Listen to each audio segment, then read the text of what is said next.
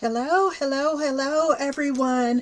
Happy Saturday, and welcome to Power Time.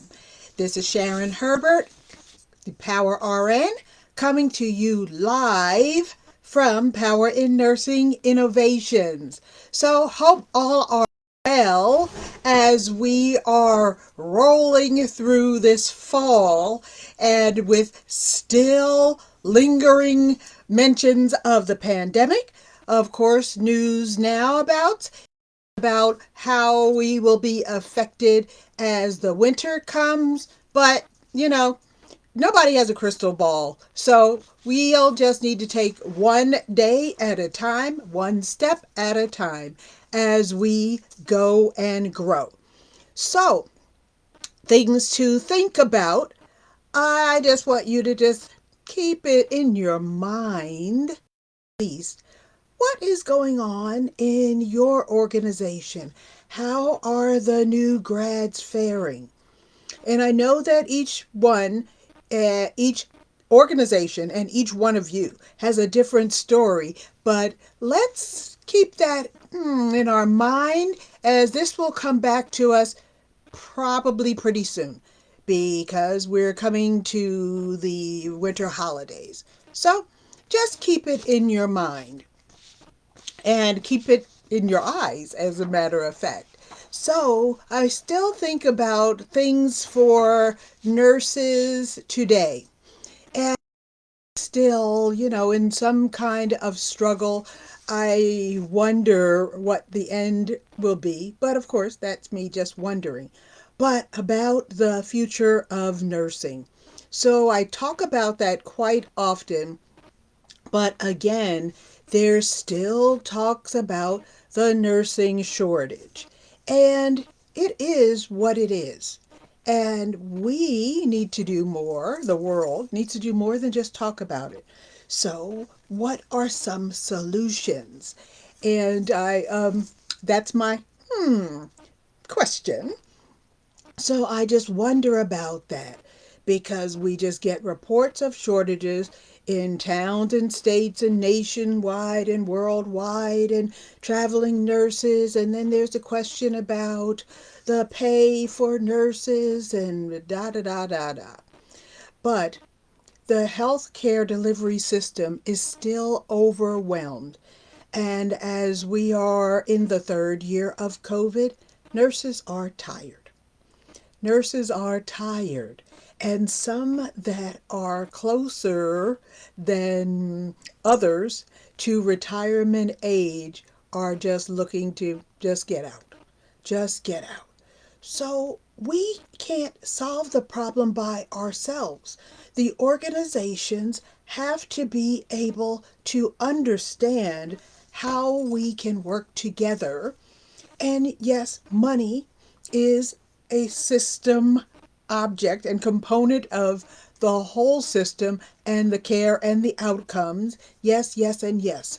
But how do we understand each other and how we can work together? Because nurses alone can't solve it. We can come with solutions, but as those, again, sometimes impact other areas, the solutions are sometimes rebuffed and sometimes not even acknowledged. So, how can we work together to get some of this done? Workforce issues, yes, are relative to who nurses are and what we do, but also how we are taken care of. And we can't just keep doing the pandemic, overtime, mandatory overtime, extra shifts, longer shifts, no dinner, no sleep. No, we can't do that. So how can we fix it? Now, once upon a time, in this last probably year or so, or at least in this year, the American Nurses Association proposed a national strategy. Now, the solutions, as my mom would say, whatever, whatever they were, uh, it's still a crisis. And there's still long term consequences for nurses as a whole and for individuals. So staffing is still a problem. How much can nurses work or do before they fall down and fall over? So stakeholders have to acknowledge that nurses are people too. Nurses are human beings, and they can't continue to just run, run, and run. And they can't, like the kid with the little finger in the dike old story, we can't just put our finger in the hole in the dike and solve every problem of the whole system by ourselves. The patients are there, they're getting sicker, they haven't seen a doctor in 2 or 3 years, and nurses can't fix that by themselves. That was a proposal. Nurses do, more. Okay. And some of the other possibilities and probabilities are allowing the advanced practice nurses to extend their practice and the scope of their practice. Because currently there are only about half of the 50 American states in the United States, the 50 American states, only half of them allow advanced practice nurses to practice independently. So there are some things that can be done, but I wonder who would be the fly on the wall in um, in the big suite where the nurses are posing this solution and the doctors are there saying, no, you're not taking our spot, you're not taking our job, you're not taking our money, our patients, our insurance reimbursement. And how we can all temper some of this is by educating the community.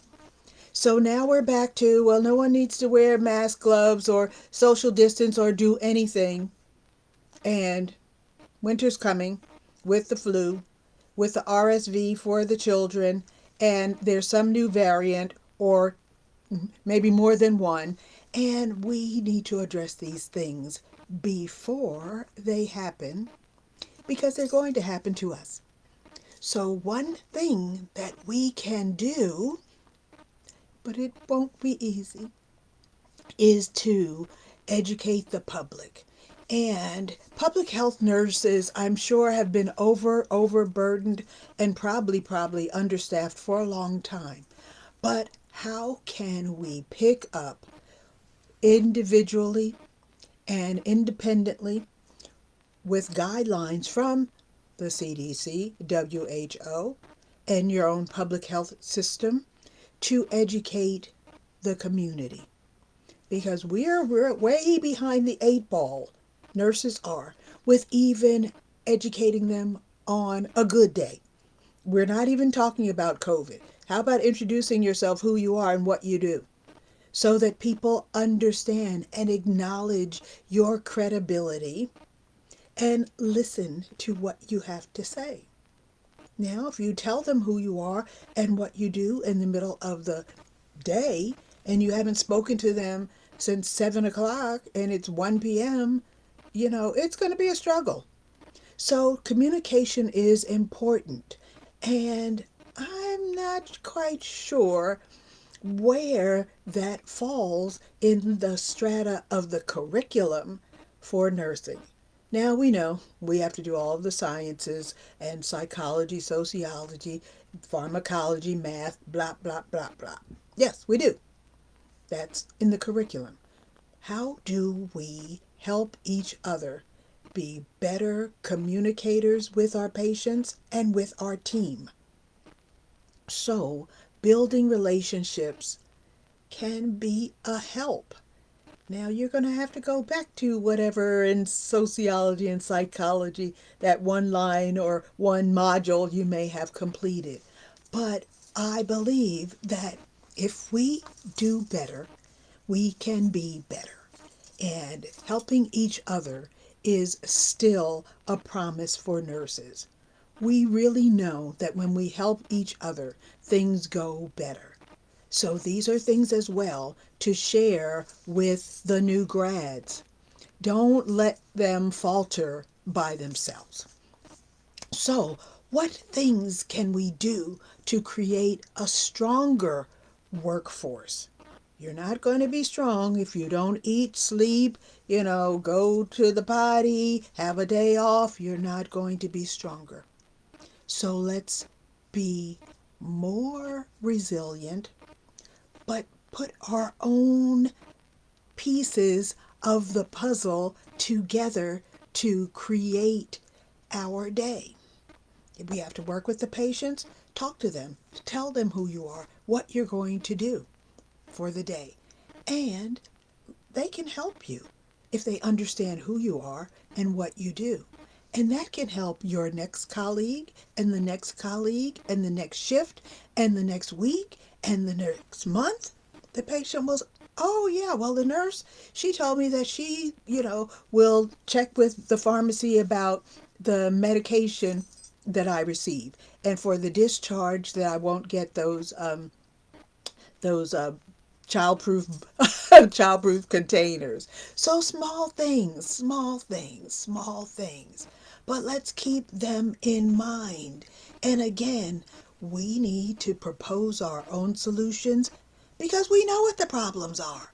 So, let's see. We'll keep up with the ANA as they still are behind the promise of roles to support the nurses today and the nurses to come, and how we can increase retention and recruitment first. So we've got to do better ourselves individually. We can't wait for the ANA to say all nurses are great and everyone should be one. You be your best you. And your family of nurses, you all be your best you. I am not telling you that you have to walk on water, but do your best and be your best. And we talk about scheduling. Work with your leaders and your supervisors and how you can help each other with scheduling in your unit. So there's are some things that we can do. So we have to have a robust workforce, nursing workforce, when there are peak times, pandemic, or even now upcoming flu and other wellness issues. We've got to work on those before they work us over. Okay? So educate yourself and educate your healthcare family and your communities. Help them at home know what they can and should do and what resources there are. APRNs are out there. Your wellness clinics are out there. Everyone doesn't have to stay at home or run to the ER. So let's get popping with keeping ourselves healthy so we're not trying to plug every hole in the dike, and help others understand our role in the healthcare community and the system. And let's make this puzzle fit a little better. One step at a time, one step at a time. So I thank you again for coming on out to Power Time. I'll be off next Saturday. Oh, I will be in Houston, Texas at the ELEX conference. I will be speaking, and please go to some of your notifications or ELEX conference, ELEX conference. It's in Houston, Texas, and I will be there speaking with a group of distinguished practitioners and healthcare providers. So we look to see you there. There's still time to get tickets. And if you want to get a discount on your ticket, please let me know. If you get your ticket through me, you can get a $100 discount. So you still have a few more days left. The conference starts on the 21st of October. We'll see you there. Be well, and we'll be back on the following week on Saturday at PowerTime. Thank you and be well. And thanks for joining. Of course, we love your comments and questions. So you can tack them on the replay if you have questions. I'll answer them there as well. All righty. Be well, and we'll see you next time.